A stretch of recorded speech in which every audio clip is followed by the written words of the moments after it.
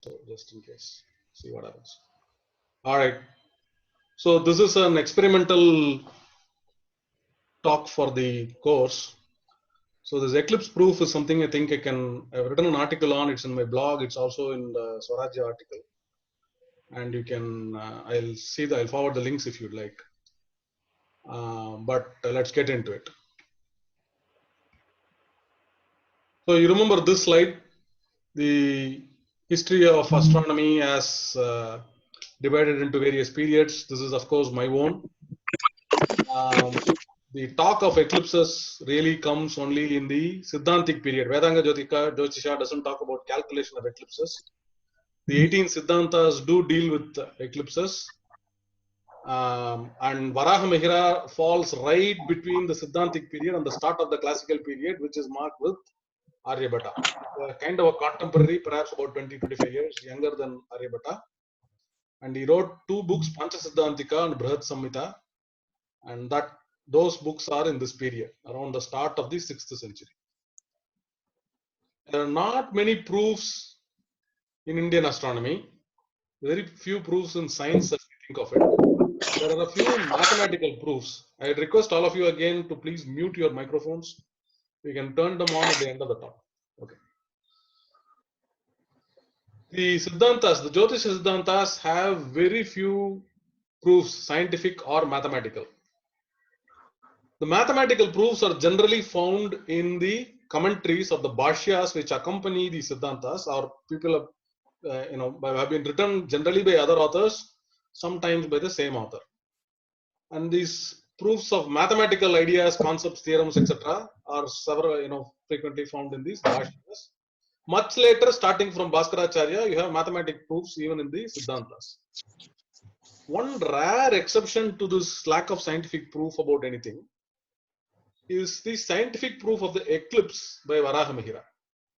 Actually, in his astronomical work, Panchasiddhantika, he merely says, I have shown the proof of the eclipse by shadows in my other book, Brihad Samhita, and in the chapter titled Rahuchara. But first, let's deal with this.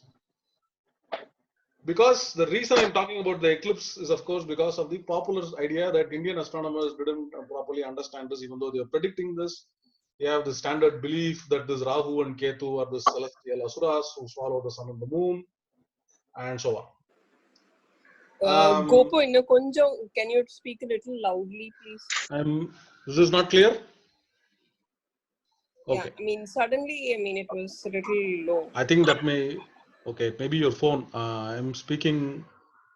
I did this thing on Kailasnath a few days back, seemed to work, and was using the same phone, same mic, everything, same computer, everything. Okay. And most of us believe that Columbus was really the first person, not even Columbus, perhaps Magellan, to prove that the Earth was a sphere by sailing west and so on. Though we hear the stories of proof by sail a lot earlier, right? We talk about Greek astronomers in the past, Greek mathematicians, and scientists in the past will have observed standing on tops of hills, sails of boats, lowering as they further move away from the coast, and then instead of, if the world were flat, they would drop off, whereas they drop slowly, slide away slowly. Therefore, the Earth is a sphere, which is actually, it's a deductive proof. It's obviously not a visual proof, but it's a good potential proof. But actually, it's very hard to see the lowering of a sail in the distance and assuming that the whole world is there and so on. There is another story of Eratosthenes in the 1st century measuring the Earth's diameter based on the variation of direct sunlight, direct sun at a place called Syene. Measured the difference between Syene and Alexandria and calculated the diameter of the Earth. But this is it. This is invariably found only in European texts. The Indian astronomers don't bother even mentioning this. They don't talk about sails and all that stuff. Okay. Now, before Sputnik, before this era of space travel, could you see or visualize the Earth from space? Well, obviously not. But there is one way you could kind of visualize the Earth, right? Hello.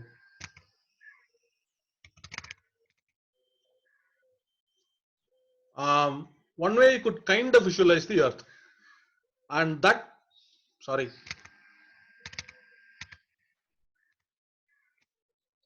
there you go. That is by seeing the shadow of the Earth on the Moon during an eclipse, and I'll talk about it a little later.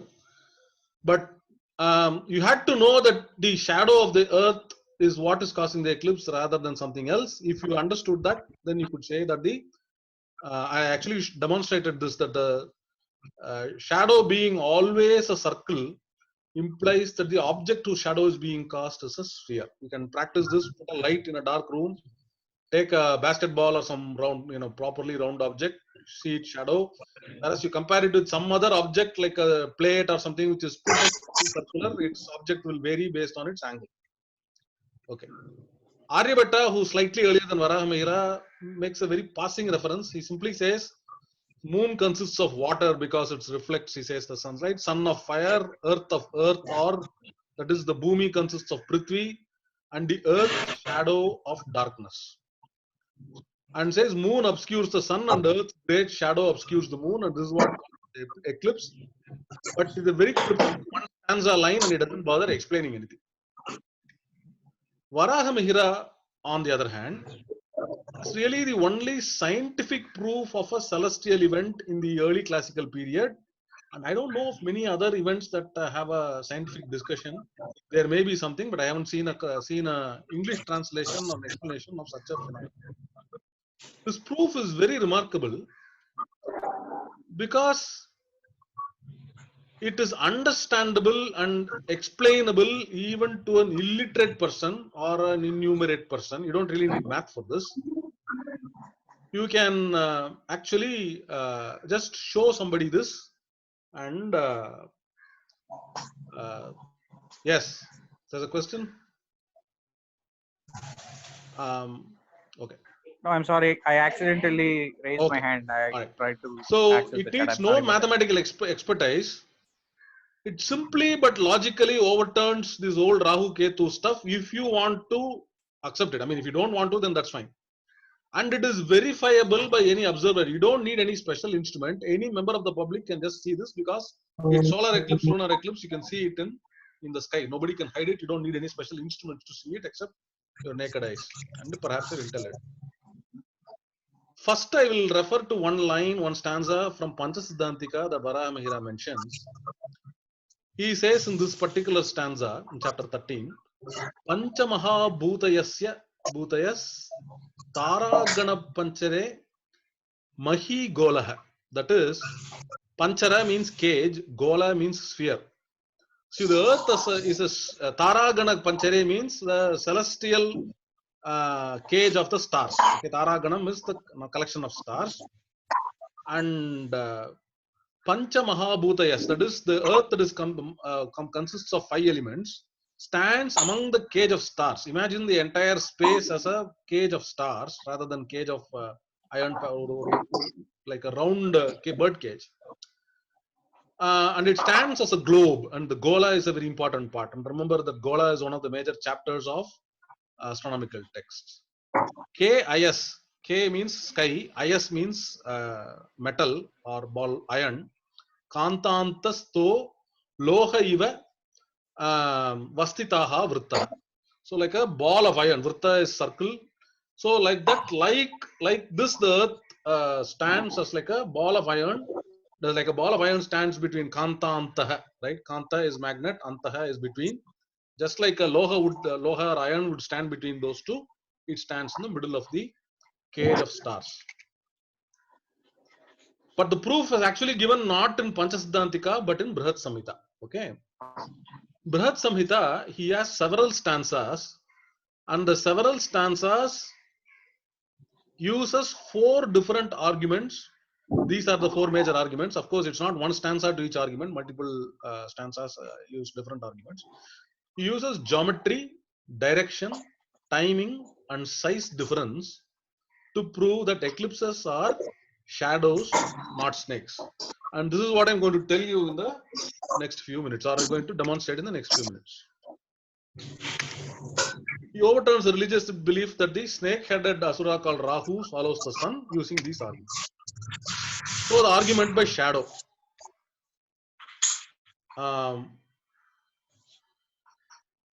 So it's argument by shadow. Vrikshasya swa chaya. Vriksha means tree. Chaya means shadow. Yathai kaparshve. Yataika parshve. Parshva means by the side. Okay. Yata eka parshve. One-sided. Bhavati dirghachaya. So what he is saying is, a tree's shadow grows longer on one side as the sun moves, right? So suppose the sun is on the sun rises on the east, there's a tree. It casts a shadow on the west of the tree, and that once the sun hits the top, at midday the shadow will be almost nothing. It will be very small part, and then when the sun starts going towards the west, the shadow will start moving towards the east and it will lengthen. So what will happen? The shadow will be on the other side of the tree, right? And like this, every night the Bhumi's shadow falls on the other side of the sun. That's what he's saying. He's using a very simple example. You see the sun, you see the length of the shadow of a tree increase on the other side of the sun. Same way, earth also, the sun's light also makes the earth create a shadow and it falls on the nocturnal side of the earth. This is literally what he's meaning. As the tree's shadow grows longer on one side, so the earth shadow elongates on one side because of the sun. You understand this part? I hope. And I just kind of, that black triangle is supposed to be Earth's shadow. It goes infinitely into space. Of course, it only matters if it hits something. In space, everything is mostly dark. Suppose you had the moon here. What would the moon look like? Hold on a second.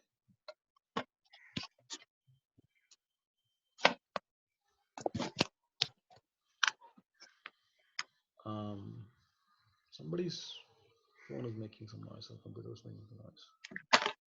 Okay. All right. So suppose you have something like this. If the moon enters the shadow of the earth, then the shadow of then it effectively suffers a eclipse. That's literally what he's saying. When does it happen?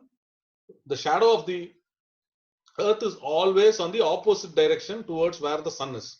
And remember, their mind, it was a geocentric earth, so the sun goes all around the earth every day. So the shadow also goes in the opposite direction all day. If the moon happens to be in that shadow spot, and remember the moon also goes around the earth. So the moon is not in the shadow, it will not have an eclipse. But the moon is in the shadow, it will have an eclipse. And that's literally what he's saying. So if it's like this, if it's outside the shadow part, it will not be in an eclipse.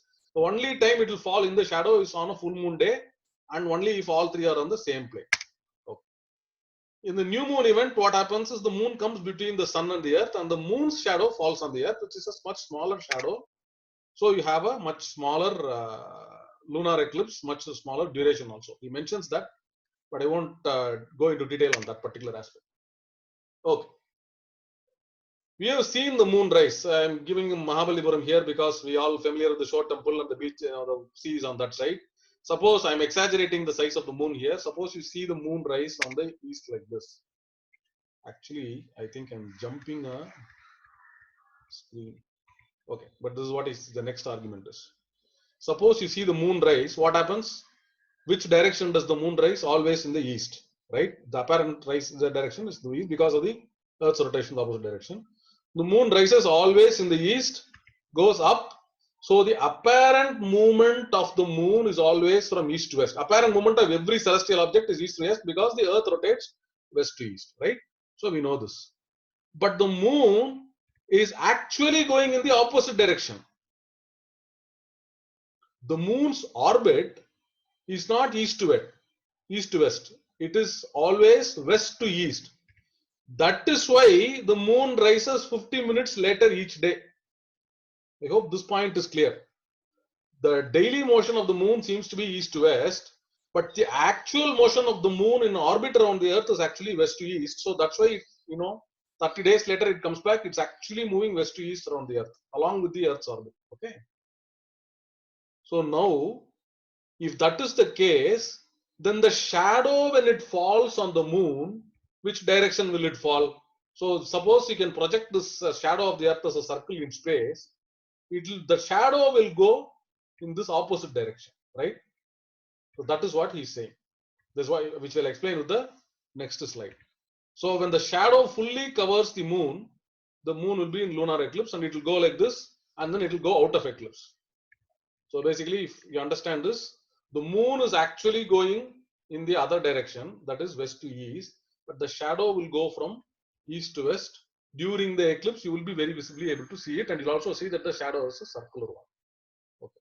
So this is what this argument is. Bhuchvaya swagrahane bhaskaram arkagrahe pravishat indu pragrahana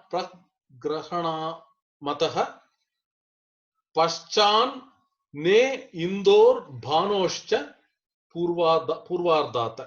So that's the translation I'm giving. Bhu is earth, chaya is shadow, swagrahane is self eclipse. In the case of the lunar eclipse, of course, this thing. Bhaskaram arkagrahe, in sun's disk in solar eclipse, arkagrahe, pravishat indu, it enters the moon. That means the circle of the moon. Okay. Pragrahanam ataha paschat na indu bhanu purvadata. So it is direction of the eclipse for the moon. So you remember this last slide. The lunar eclipse always starts in one direction, and the solar eclipse always goes in the other direction. That is what he's saying. The moon enters the shadow of the earth. In the solar eclipse, the moon enters the sun's disk. The lunar eclipse never begins in the west. It always starts in the east and the shadow goes to the west. Solar eclipse never begins in the east. It always goes in the west and goes to the east. I'm not demonstrating that, but that's the concept. So the moon always is going like this. So that's what he's talking about. Okay. Third argument, he uses size difference. Avaranam mahad into. Avaranam means covering. Mahad into, large of the earth. That is, the earth's shadow covering the moon is much bigger than the moon's shadow covering the earth. So the object covering the moon is large. Why? The earth is bigger. The earth casts a larger shadow on the moon. So in the lunar eclipse, the shadow's horns are blunt. The horns is what he means when there is an almost total eclipse, or what kind of thing called annular eclipse. And you can see the two edges, it looks like a horns, right? The horns of a cow or a bull or something like that. The edges are what he calls horns, which are called Vishana in Sanskrit. Kunta Vishana means blunt, Tiksha Vishana means sharp. Since the sun is a bright object, the solar eclipse, if you ever see the horns in a solar eclipse, it's almost total, it will always be sharp, whereas the horns of a lunar eclipse will always be dull, because the shadow is not that bright, because the moon itself is not that bright. So this is the thing, and he says that's because of the size differences. And the reason he's saying this, because if it's Rahu and Ketu will not vary in size, right? How can they have? So it must be because of the shadows of the earth and the moon. So that's what he's saying. Size difference implies two different shadows. If it is Rahu that is swallowing sun or moon, does Rahu change size for one thing, and swallow does he become bigger when he swallows the moon and smaller when he swallows the sun? That can't be possible. And by the way, Varahamihira never bothers with Ketu. For him, Ketu only means comet. So he just assumes that it is Rahu. That the argument uses Rahu causing both the eclipses, and he explains both points as Rahu. Okay. So then he goes into the question of timing. This is the argument, and this point I think I'll skip the Sanskrit part. What he says is Yadi Murto Shiraha. If the whole body of Rahu is only the head, the mythological story is that Rahu is an asura who only has a head, not a body. Then, and this particular thing is the Bhavichari. Bhavichari means sky goer. Chara is go, Chari is goer, Bhavi is the object that goes. So, okay, basically, the sky goer, it becomes, how can it become the shadow shape be mandali? How can it become circular? And also, why is it always that the lunar eclipse and solar eclipse happen on the opposite sides of the earth? Why is it only always happening in full moon and new moon time and never?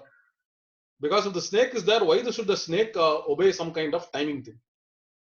So why is the shadow of the earth on the moon circular, that is convex in shape, not concave? Because if it's a demon or somebody opening his mouth to eat something, it will look concave, not convex.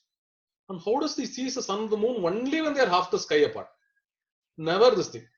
So if he must be niyata charaha, that is, he must be in a regular orbit. To a demon go in a regular orbit, it must be a celestial object. So that is one argument. He also gives an argument for irregular orbit. If it's an independent demon with an independent thinking capacity, what it will be like. So this is what he means. This, so you can see this is a solar eclipse photo. That is the dark shadow on the moon is the actually the moon entering the sun's disk. And you can see it is convex. And this is another solar eclipse photo. You can see here it's more horizontal. So the point is asking is, only a globular thing like a can cast a convex shadow that looks like a circle, whereas if it is a snake-like thing, it will have a concave shadow like a mouth open. It won't be convex shadow. So that is his question that he's asking. Suppose you're saying no, Rahu is not a fixed mover. He's not somebody who can calculate this thing and all that. He's an independent asura who's doing this because of a curse of Brahma. Aniyata charaha. That is non-fixed mover, that is independent mover. If that is the case, how come you can calculate all the eclipses? How are you able to calculate eclipses? And how is he? Does he never interfere anything anywhere else? So this is what he's asking. So why doesn't, if he only has face and tail is the other way, why doesn't he capture the sun and the moon except when they are half the sky apart?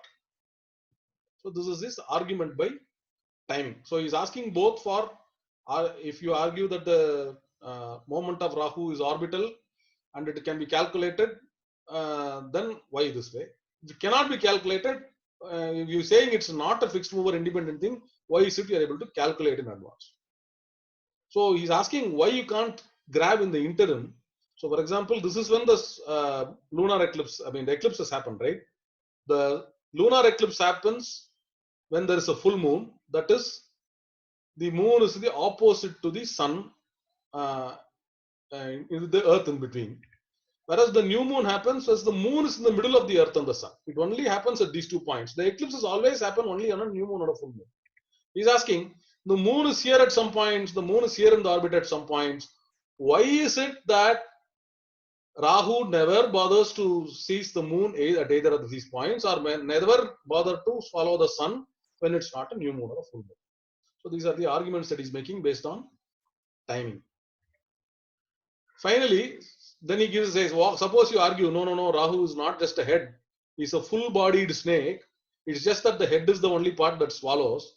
Then he says, if the Rahu is a full snake, which is a very long body, and only the head is grabbing either sun or moon, why doesn't the rest of the body hide all the stars on either side of the sun or the moon? Why is that never happening? For example, suppose you take a lunar eclipse and it's happening like this. Suppose there is a lunar eclipse and it's a full-headed snake like that. Let's take this curved arrow and make this large celestial asura that's swallowing the moon. He's saying, in this case, you should hide those stars in that area also. But we never see any stars disappearing during a lunar eclipse except the ones hidden by the moon itself, and ditto with the sun. So this also argument doesn't work. So these are the logical arguments that he's making. There are a couple more arguments which are there in my blog. For example, the Jains had a theory that there are 2 Rahus and 2 Ketus in the sun and all. They are always going on. They had the idea of 2 Suryas also.